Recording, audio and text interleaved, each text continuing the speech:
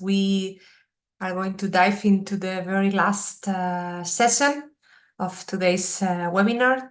And for that, what we are going to do first is to hear the rapporteurs of the 3 working groups that we have, so that they can share what has been the main key points of the discussion. So without further ado, as we have a packed agenda for this last part, I would like to invite for the group 1, enhance mobility for developing key economic sectors such as tourism, my colleague Urszula, who is going to tell us the main takeaways. Okay, thanks a lot, Patricia. We had a very interesting discussion around 2 examples, also one from the border of Italy and Austria, about regenerative tourism, and the second one from Spain about linking gastronomy and walking tourism in a very interesting way. And then we had a very challenging discussion around a big topic that was actually started by Doren before breaking out, when she said that we first need to develop mobility solutions for the inhabitants, for the local people, and then try to extend them into tourism. We did not quite follow that logic. We had a kind of very lively discussion around that, and the key is really to, first of all, to try to reconcile the different options, try to make sure that they can work together, try to keep in mind solutions like intermodality linking, for example, bikes and public transport solutions and so on. E-bikes is a very interesting option. We also had a discussion about the involvement of the community in the different stages of developing mobility projects, and the involvement also in development of tourism, which is essential. And we came up also with points about multi-level governance and linking the different levels of decision making and also linking the different spatial dimensions. The issue of dimension was important. The issue of local capacity to receive the tourism in rural areas, that was very clearly felt, that tourists, the carrying capacity of the area can be very easily overcome, and there are a lot of issues like parking spaces, for example, that have to be kept in mind with the issue of tourists getting to the rural areas. So the question of who pays, who finances what, and all these issues where we had a wide range of interesting solutions and recommendations, which are really too rich to try and summarize in this short moment. I don't know if Enrique, if there's something, or people from my group, there's something I missed that was particularly important to mention at this stage.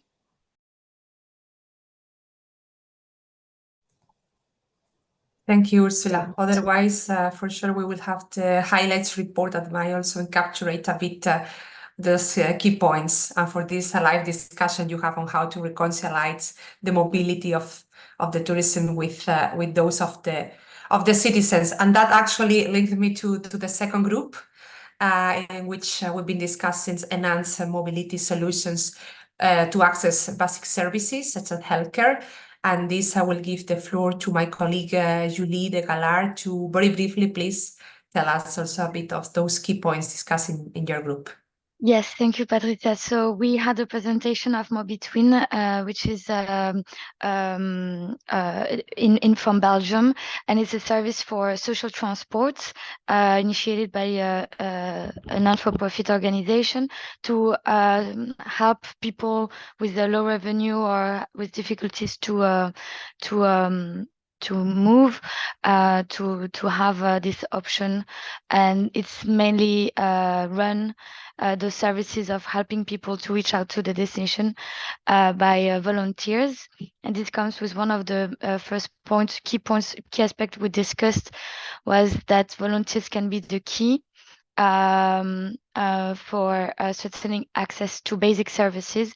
However, they cannot cover all the demands. So that's one of the big thing. And as also lessons and recommendation, the volunteers needs to be trained and supported by a wider by the wider community. There is also the aspects of public authorities that need to also get their responsibilities. We also mentioned a lot about the fact that there are let's say, a lot of social innovation existing to deal with the problem of the main challenges, such as the lack of mobility, transport, or an affordable solution. But the thing is that those social innovation are not always scaled up. We also mentioned the fact that one also important aspect is that people have specific needs. So the solution needs to take that in mind. For instance, the elderly, disabled people, pregnant women, kids and youth don't have the same needs. Same as the fact that some solution might be digital, but digital solutions are not accessible for everybody. So that's part of the main, let's say, challenges that were identified. For the solution, we mentioned mainly shared mobility solutions and, for instance, carpooling, hitchhiking, e-hitchhiking as a potential solution. And yes, and flexible transport options such as on-demand buses, community transport services, and shared taxi that are similar to the Mobitwin model that we had as a presentation. Another thing that's also linked to the question of volunteers is that there are some regulatory barriers or gaps in some countries. And for instance, we heard about an interesting German flagship initiative, which is called, I hope I'm pronouncing it well, Bürgerbu, that has to regulate the community-based services. And as a recommendation, there was the idea of identifying a clear mandate to ensure that the regulation of for the services, such as who is covering the insurance of volunteers, for instance. And yeah, and just to finish with a few recommendations, the idea is to have, for instance, a mixed funded public, private, and volunteers, which is a big thing. And yes, for the work with volunteers, that needs to be a training and integrate the volunteer services with other services. And Thank yes, you a very big much. advocacy for public support mobility as a right. Thanks, Julie, indeed, so that everything does not rely only on the volunteers, which already do a huge work, but cannot take care of the whole demand to ensure the accessibility. And we share a lot of good practices in this working group that we will be sharing on the Rural Pact platform on the page of the event. And last but not least, Group 3, Enhanced Mobility for Territorial and Social Cohesion. I would like to ask my colleague Pascale to please also share the main takeaways of your group with us. Thank you, Patricia. A lot of similar things with other groups, especially with Group 2, which is a bit normal that we we thought it in the same sense. So in terms, so we had two very interesting introductory presentations. The first one was I'm taking my notes, sorry, from Patricia Mora, who has presented the Mobile Rural Erasmus Plus project, which is a training program for local agents. She has also mentioned the development in which they are involved. They are supporting the mobility plan for Extremadura. And as you know, Extremadura is a very rural, I would say, region in Spain. And Loren, who was already in the panel this morning, brought some best practices from the network, from the CIPRA initiative, and she mentioned, among others, some, I would say, Carla's initiative in the mountain areas, also the digital platform to travel in the mountains, and also the importance of public-private partnership in this kind of rural mobility initiative. So in terms of challenges, concretely, the first point is that everybody living in rural areas is impacted directly or indirectly by the deficits in rural mobility, but there are a number of vulnerable categories that are more impacted: the elderly, the disabled, the low-income families, or the unemployed, single parents, teenagers, immigrants, newcomers, etc. So this is important. This is a very key challenge to take into account, meaning several needs as well to take into account. So this is my second point. So the mobility options do not respond to local context and needs. So we have to, I would say, to make them more customized in terms of needs of the people. Another point in terms of challenges, it's about logistics. So lack of infrastructures, lack of drivers, car ownership, and driver's license. These are another challenge.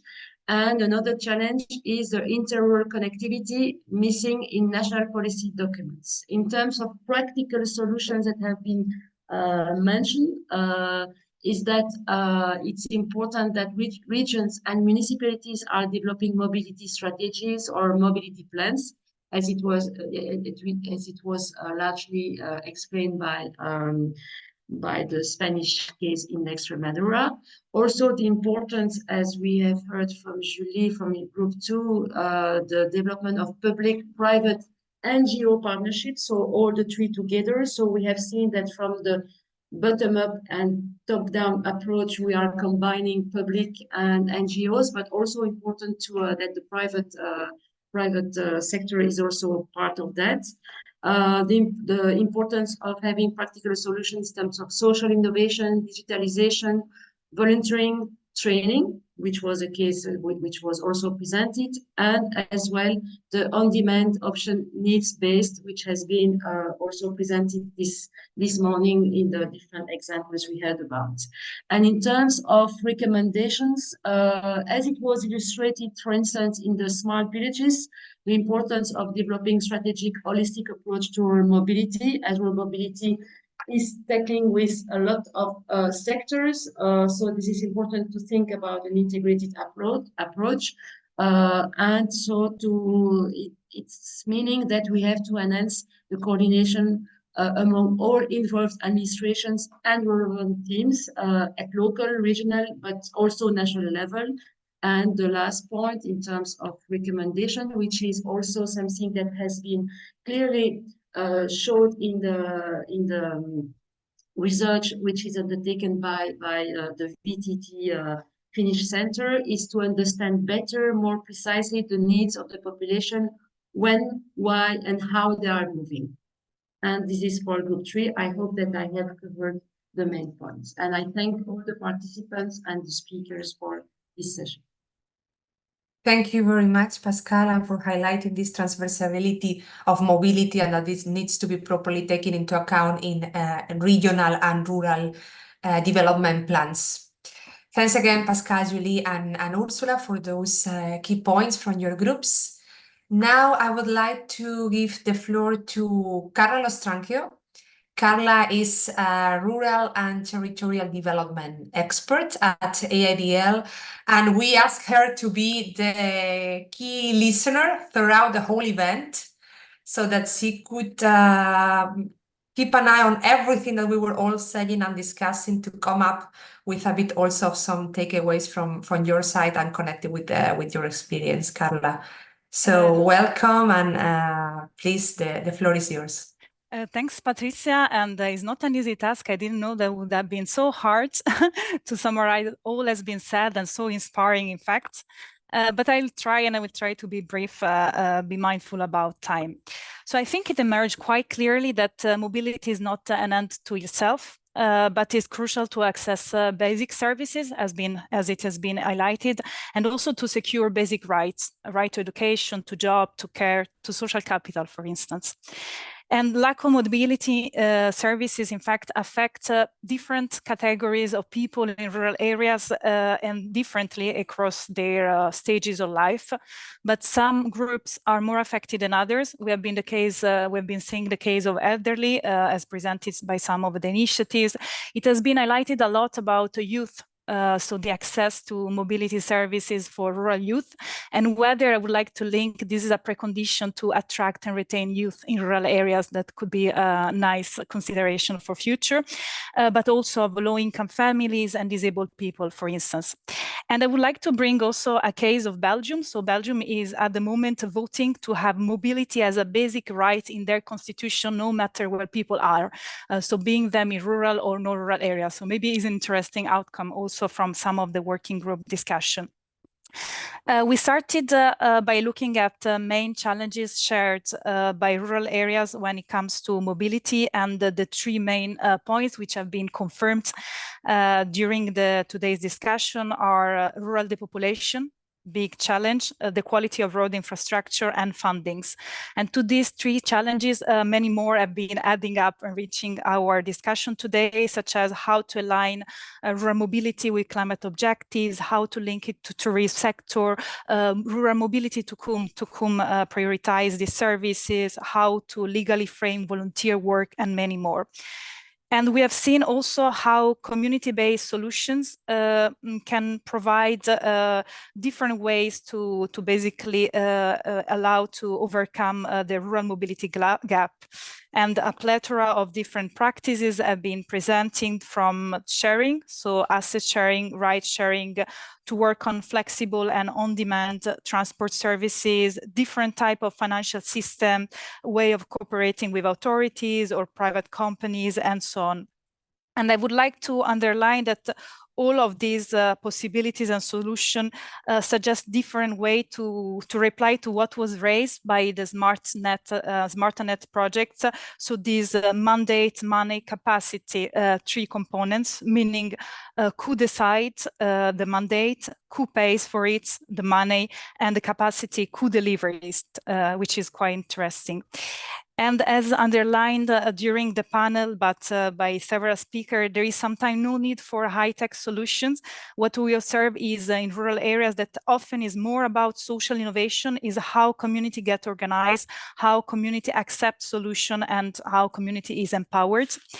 And also we discuss about interesting concept that could be further enriching rural mobility, reflection and the development in the future, such as on transport poverty, the role of smart villages in supporting strategic and participatory mobility, the minimum level of transport services, as well as the case from mountain mobility on integrating the donut economic and the theory of planetary boundary. And to conclude my takeaway questions, because I think we should think about future reflection, are pending questions. So what is the best level to act for mobility? Is it the local one? Is it a regional one, etc.?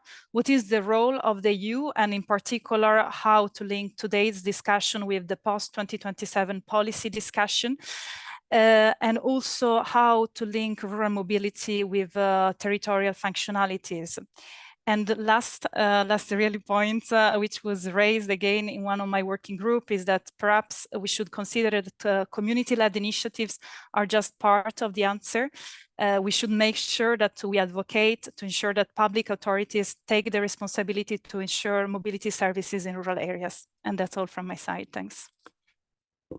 Thanks a lot, Carla. Thanks for having accepted the challenge of summarizing in just a few minutes the main key points throughout the webinar. And there are some food for thought for next actions, for your questions, and what is the role of the different initiatives and actors to ensure mobility that at the same time is ensuring the rights of people in rural areas. We are going to hear very briefly what are the next steps from the side of the Rural Pact. But before that, I would like to kindly ask you just the last effort before the lunch break for all of us. And this is that we would like to ask you your feedback about how you have perceived the webinar. I don't know if the link is already in the chat. Julie, if you can put it again for people to access it and Yes. and to share the screen, and you will be able, as we did early in the morning, to screen the code or to click on the link that Julie just put.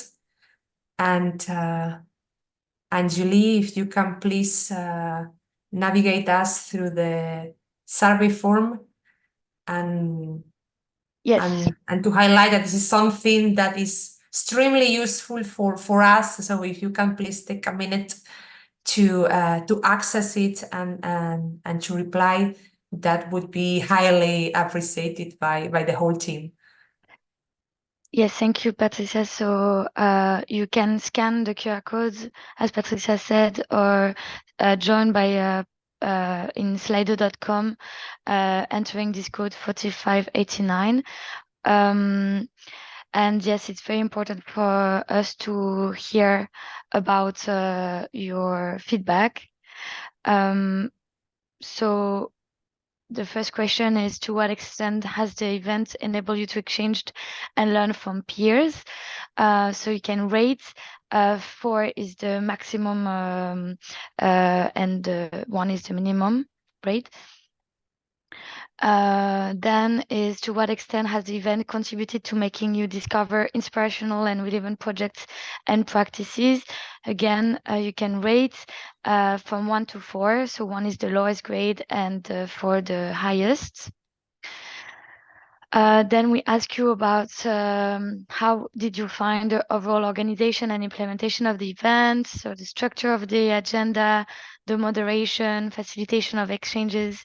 Again, please rate from 1 to 4, 1 being the lowest and 4 being the highest grade.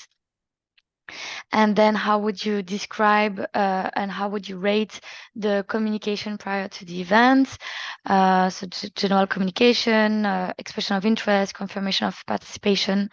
Again, from 1 to 4, 1 being the lowest grade and 4 being the highest.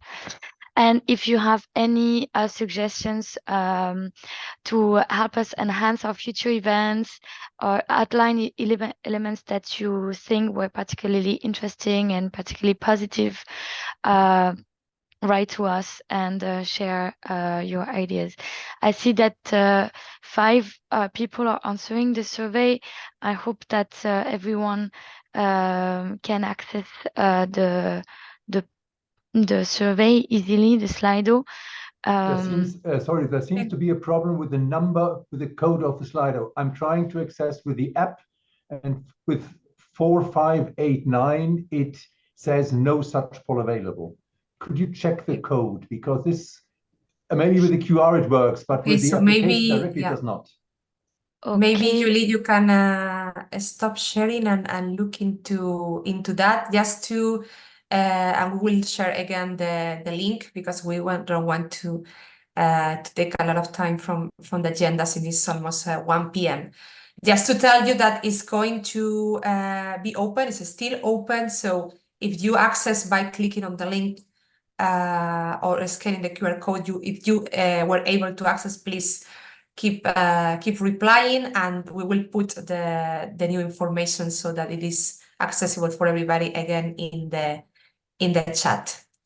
While we do this, so that we ensure that you can all access, I would like to give the floor now to my colleague Enrique Nieto, who is going to tell us what is next regarding the Rural Pact and mobility.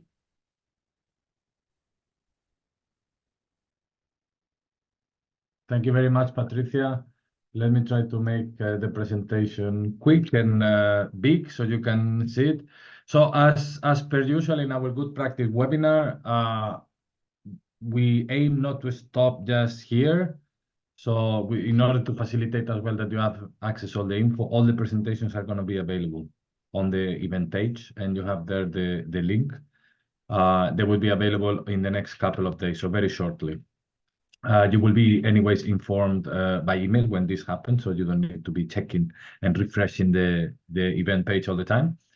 We are also going to send you an email with the participants list, so that if you have, I don't know, identified someone with whom you would like to continue networking, contacting, or getting more information, you would get their email addresses so you can continue afterwards. The session was recorded, and we will cut off, edit some of the recordings, especially from the presentations. The group discussion remain only for internal work. We are not going to make them publicly available, so feel relieved about that. Your opinions remain only for the sake of developing the highlights report, which is the last product we will produce out of this event. And it will take a bit longer than to be published on the website, but anyways, you will receive an email when this is done. Now, something very important, and we have been reiterating, the Rural Pact has an online community and has an online platform. We are moving a bit digital, and this is something very relevant for you because it's the space for you to find peers and get a lot of the benefits. And we know that 70% of the people that has participated today, well, not participated today, but that has registered or has been accepted to participate today, are not yet in our online community. Note that there are certain functionalities that you can only access when you become a member. And this is particularly important, with something I'm going to share now. There are more than 800 members already in this community. I think I checked before the conference, it was 828. Now, the last figure I checked, there were 6 of you that became a member during the webinar, but this is a short number. We want more of you becoming a member. So I hope some colleagues can share the link. Is very straightforward. You just simply need to create an account in the EU system, which will work unless if you don't have it. Otherwise, you just put your normal credentials and you will be able to access the platform. What does it imply? Well, you can connect with all these peers. If you're not a member, you cannot contact anyone. If you're a member, you can find others interested on the same topic from other countries, and you can contact them. You can as well become a member of community groups, and I explain a bit more afterwards. You would be able to submit commitments. What do we mean by commitments? All these actions that you are implementing around the topic or that contribute to the rural vision, you would be able to publish them and be part of a bigger and display them for everyone to see the action that you are taking. You will receive, of course, invitations to participate in upcoming events. You will access good practices on different topics, and you will get access to all the information that we have, news, events, etc.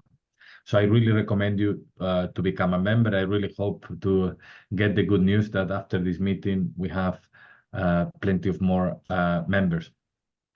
Now, a community group has been created specifically on rural mobility. It is being led by colleagues from SmartaNet. This is an online space that will enable interaction, sharing information among all those actors that are members of the Rural Pact online platform to be able to exchange. This complements very much and supports the network or rural mobility being developed under the SmartaNet project. So that's why I would like to encourage you again to become a member so you can access this particular community. We are working with in the IT development of these communities to be able to provide you with more functionality that would allow the exchange. So this, consider it is still work in progress, but it will come very soon. Okay, so in the meantime, it is great that you can join this community that has been created recently. I think the last figures I checked, there are already 20 communities and we haven't done any communication. For us, this event was really key to launch this community. So I really invite you all to be a member. Beyond that, the work of the Rural Pact Support Office continues. And here I would like to share that we have 2 policy labs. Policy labs are events that we organize either in person or online to really be dealing about key policy issues. So to discuss with the community about key policy aspects. The next policy lab is going to be on territorial development tools supporting the green transition and how this can unleash the potential of rural communities. So very much working at the local level. And the green transition, probably mobility, it's an important one in that green transition as we mentioned today. So if you are a member of the Rural Pact and the community platform, you will get an invitation to participate in this event. And we are planning, still the focus and the date needs to be decided, but an in-person one, which will focus more probably with a perspective of the post-2027 policy framework and how we can strengthen the EU policies and actions for the benefit of rural communities. Okay, that's the initial idea, but still it needs to get confirmed. And the next good practice webinar, which is this type of spaces as today, that we create for people to share and exchange about concrete practices on the ground on specific topics. Well, the next one, we are going to organize it in the context of the European Week of Regions and Cities in October. It's going to be in person, and it's about how we can advance on the Rural Pact to foster local action at local level. Pretty much around local empowerment and perhaps mobility, as we have seen today, and the importance of taking local action it would be an important angle here to be tackled. It's very much linked as well to some work that we are conducting that will end up in the development of a specific policy document. We call them policy briefings that would tackle on what are the ingredients that need to be in place in order to enable local action to contribute to all these aspects of the rural vision. And the connected part, meaning mobility as well, it's an important one. So stay tuned. And I think that's all from me. Thank you very much. Thank you very much, Enrique. So a lot of things coming. In the meantime, the technical issue with the Slido was solved, so apologies for that. You can still access it. We have over 30 replies, so do not hesitate to share your thoughts and your feedback. And now for the closing words, I would like to invite again Silvia and Nanni from DG AGRI to say a few concluding words about the webinar. Thank you, Patricia.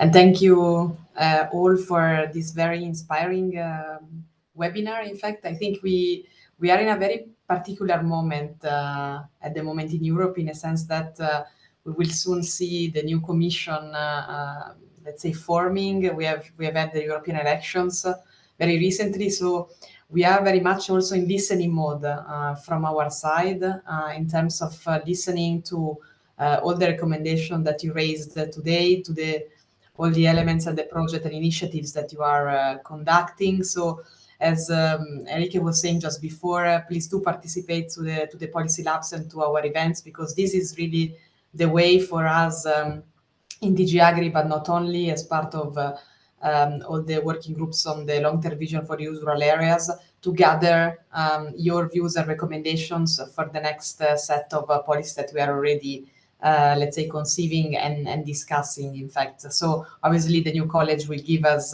their strategic views, their directions, but of course the work is already ongoing. So we are very much welcoming your views and your participation. So this we are open to listen, not only because many projects, especially on rural mobility, then, as we heard today, are already taking place. They should be valorized.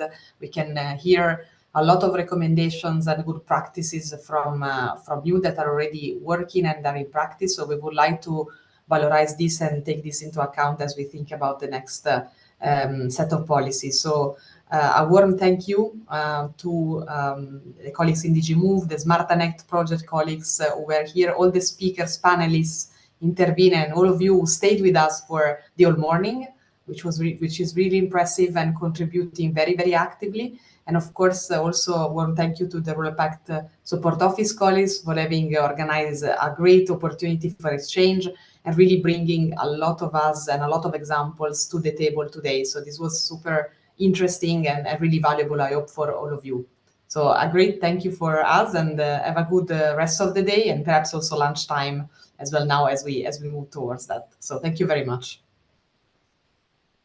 Thank you very much, Silvia. We echo also your thanks to all the panelists, to all the colleagues, to all the initiatives, and to all of you for really bringing your voices and your experience to this webinar.